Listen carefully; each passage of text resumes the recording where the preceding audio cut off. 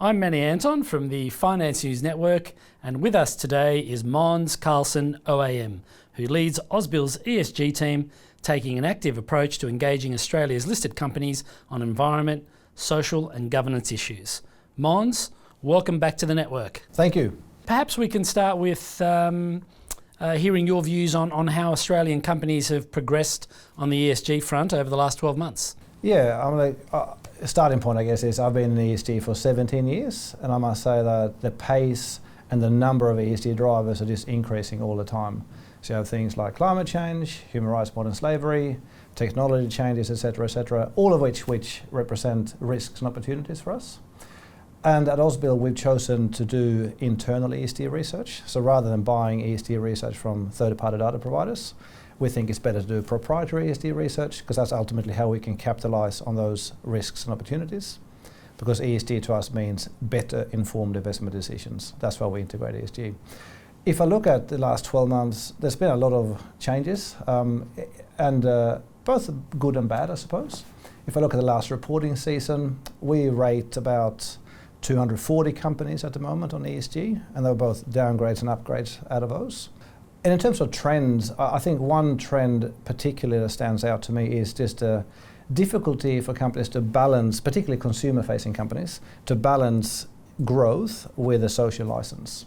And in the conversations we've had with companies, I think they're very acutely aware of that challenge, particularly in an economy characterized by rising costs of living. And they're also acutely aware of what can go wrong if they don't do a good job. So that's one trend. Another one, I think, is the workplace reforms in Australia. And the jury is still out on that, in terms of how it will play out, but it increases the complexity for companies. Another one is safety performance. Last year, we saw a very high number of workplace-related fatalities. Even companies that usually don't have fatalities. This reporting season, I think it's stabilized a bit, but there's some companies that still face safety issues. Another trend, of course, is just the practical challenges with the implementation of the decarbonisation strategies for many companies. Måns, okay, the next question, why has the rollout of decarbonisation initiatives been slower than expected, do you think, in Australia? The decarbonisation is probably going slower than what many expected, including politicians. But I think there's a lot of reasons for that. One is, of course, just the, in some cases at least, lack of government support around decarbonisation. But the big challenge, I think, is the technology pace and the economic viability of many of these decarbonisation options. Because I think there was a lot of hype and opportunities about decarbonisation and expectations that it would happen very soon. But I think the reality is quite different, and I think many companies have been very transparent about that in the decarbonisation too, which is good. So there are some short-term bottlenecks, particularly when it comes to economic viability of certain decarbonisation technologies. I think that's the main driver. But it doesn't change the long-term view. So we have positioned ourselves for decarbonisation as a big long-term investment theme. We can do that through investing in companies we think will either drive the decarbonisation or companies we think will benefit from decarbonisation. One example is green metals, commodities that will thrive in a decarbonised world.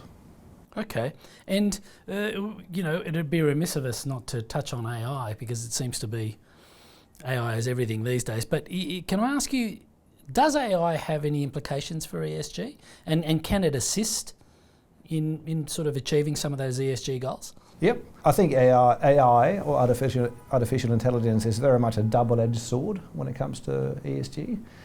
So it's very easy to get excited about efficiency gains, productivity gains, for instance, in customer service for companies, but also quality outcomes in medical diagnostics, for instance. So that's a benefit of AI. On the other hand, there's also risk that AI will be misused. One example is customer scams and losses from that for banks, for instance.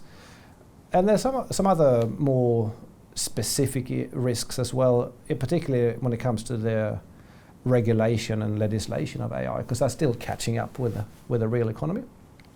So if you look at an insurance company, for instance, if they use AI for their pricing modeling of consumers, if the inputs are wrong, they might inadvertently have a pricing mechanism leads to discrimination of certain demographic groups. So we discuss this a lot with the companies to make sure they're aware of the risks as well. I think investors in general tend to be focused on the positives, and I think there's great opportunities, but let's not forget about the risks. And Ausbil has signed up to something called Ethical AI, and we also chair the Human Rights Working Group of RIA, which is the Responsible Investment Association Australasia, and Ethical AI is a big discussion topic there. So there's a collaborative group of investors coming together to discuss risks and opportunities on ESG, and particularly pertaining to human rights. And we will publish something later this year, which will probably help investors to get their heads around both risks and opportunities from a human rights perspective in relation to AI. Okay, and just to close it up, how are Australian corporates, in terms of their ESG performance, how are they comparing to some of the international corporates in terms of their ESG performance? Are we, where do we sit in the pack? Yep, I think it's a bit of a mixed bag. But when you compare Australian companies versus international companies, I think there's three aspects that are really relevant for us. One is that the drivers on ESG are very similar regardless of where you go in the world, whether that's the US or the EU or Australia. The themes are the same, and many companies are global here, so they're still they're caught up in a very complex world. So for instance, if you look at climate change, in the EU there's a carbon emissions trading scheme. In Australia we have the safeguard mechanism, which is quite different, where you generate credits, or you have to buy credits depending on how you cut your emissions. On something like human rights and modern slavery, in the US there's a ban on goods made by forced labour. In the EU there are calls for mandatory human rights due diligence, whilst in Australia we have a Modern Slavery Act, which is more of a transparency act.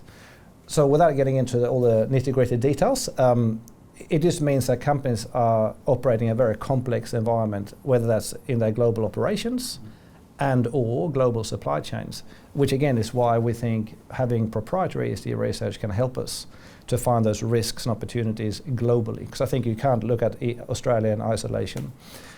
The other aspect is it comes back to our engagements. So we do a lot of ESG related engagements with companies, and there I think it makes a lot of sense to look at international practice. So regardless of what the ESG issue is, we always use the same model for ESG engagements, which is first, what is the financial materiality of that ESG issue? Second, what is global best practice in terms of managing that issue? And then third, we just encourage companies here to adopt that. And a real life example would be all the factory visits we've done in Southeast Asia. So I've been to China, Cambodia, Bangladesh. I was in Bangladesh last year. When you go to a country like Bangladesh, you get to see the workers, the unions, the NGOs, but you also get to see leading companies. And by speaking to those companies, first of all, you can appreciate the complexities companies are facing, but you can also learn what international leaders are doing. You can take that with you back to Australia and encourage companies to adopt what is best practice here, which I think is a good way of dealing with ESG. But the third aspect is also that I do think, coming back to your question, I do think there's some leaders on ESG in Australia too. For instance, we have property companies that realise that focusing on sustainability features in their properties can be the difference between having a tenant and no tenant. We have a number of mining companies producing very valuable commodities that will be used in a decarbonising world, and some companies are driving the decarbonisation too. So it's a bit of a mixed bag, really. I don't think Australia is any worse or better, but there are pockets of companies where we think they're leaders, and quite a few of those are in our portfolios as well. Måns, it's been a pleasure, and thank you for your time today.